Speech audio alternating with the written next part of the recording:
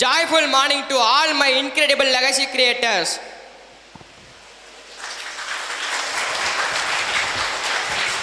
நன்றி மனப்பான்மை நம் இயல்பாக இருந்தால் நாம் வானத்தை எளிதில் விரைவில் தொட்டுவிடலாம் என்று பேச வந்திருப்பவன் incredible legacy creator Selvaraval of 10th standard.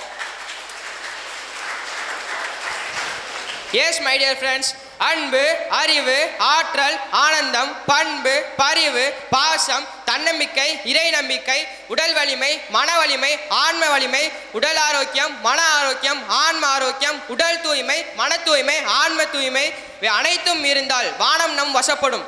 வானம் வசப்பட இத்துணை நேர்மறை குணாதிசயங்களும் நிறைந்தவர்களாக நாம் இருக்க வேண்டுமா என்று மலைத்து விடாதீர்கள் நண்பர்களே.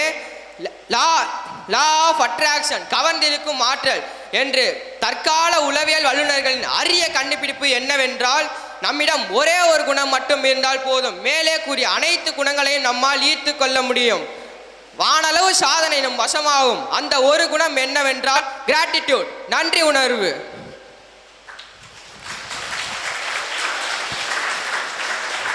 வாழ்வோ தாழ்வோ எந்த ஒரு சூழ்நிலையிலும் நம் உள்ளம் நன்றி உணர்வால் நிறைந்திருந்தால் தற்காலிகமாக நமது வாழ்க்கையில் நாம் சந்திக்கும் தாழ்வுகள் அனைவரும் ஆச்சரியப்பட வைக்கும் அளவு நம் வாழ்வில் சாதனைகள் நிறைந்த வெற்றிகரமான வாழ்க்கையை வாழ வழிவகுக்கும். இந்த பிரபஞ்ச ஆற்றல் மனிதர்கள் மூலம் நமக்கு பல உதவிகள் செய்கிறது. நமக்கு உதவி செய்பவர்களுக்கு நாம் நம் உள்ளம் நிறைந்து நன்றி கூறினால் இந்த பிரபஞ்ச ஆற்றல் அகமகிழ்ந்து நமக்கு மேலும் மேலும் உதவி செய்யும் மனிதர்களை நமக்கு விருப்பத்துடன் அனுப்பி வைக்கும்.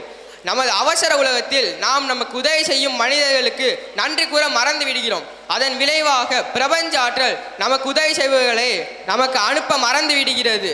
நன்றி கூறும்போது இயந்திரத்தனமாக தேங்க்ஸ் என்ற ஒற்றை வார்த்தையில் நன்றி கூறாமல் உதவி செய்தவரின் கரங்களை பற்றி கொண்டு அவர்களது கண்களை நமது கண்களால் நேருக்கு நேர் பார்த்து நிதானமாக தேங்க்யூ வெரி மச் என்று ஆத்மார்த்தமாக சொல்லும் பழக்கத்தை பழகிக்கொண்டால் இந்த பிரபஞ்சமே நமக்கு வழியே வந்து உதவிகள் செய்து நம்மையும் பிறருக்கு உதவும் வகையில் செல்வச் செழிப்பை வாரி வழங்கும். நமக்கு நன்மைகள் செய்வதற்கு மட்டும்தான் நாம் நன்றி கூற வேண்டுமா? கிடையாது. நமக்கு தீமை செய்பவர்களும் அவர்களையும் அறியாமல் பிரபஞ்ச ஆற்றலின் கருவியாக வந்து நமக்கு தீமை செய்வார்கள்.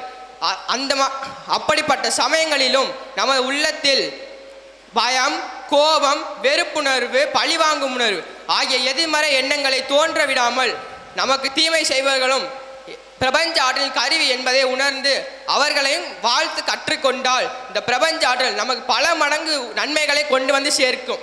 நாம் தினமும் இரவு படுக்க செல்லும் முன் நமக்கு உதவி செய்தவர்கள் குறைந்தது 10 நபருக்கு நன்றி கூறி எழுதி வந்தால் நன்றி மனப்பான்மை நமது இயல்பாகிவிடும். இதற்காகத்தான் நமது நண்பர் விக்டர் சார் அவர்கள் சென்ற கோடை விடுமுறையில் கிராட்டிடியூட் ஜேர்னல் எழுதும் வழக்கத்தை நம்மிடையே ஏற்படுத்தினார். விக்டர் சார் அவர்கள் வாட்ஸ்அப் மூலம் தினமும் மாடல் கிராட்டிடியூட் ஜேர்னல் எழுதி அனுப்புவார். நாம் அதை போன்று கிராட்டிடியூட் ஜேர்னல் எழுதி விக்டர் சாருக்கு அனுப்பினோம்.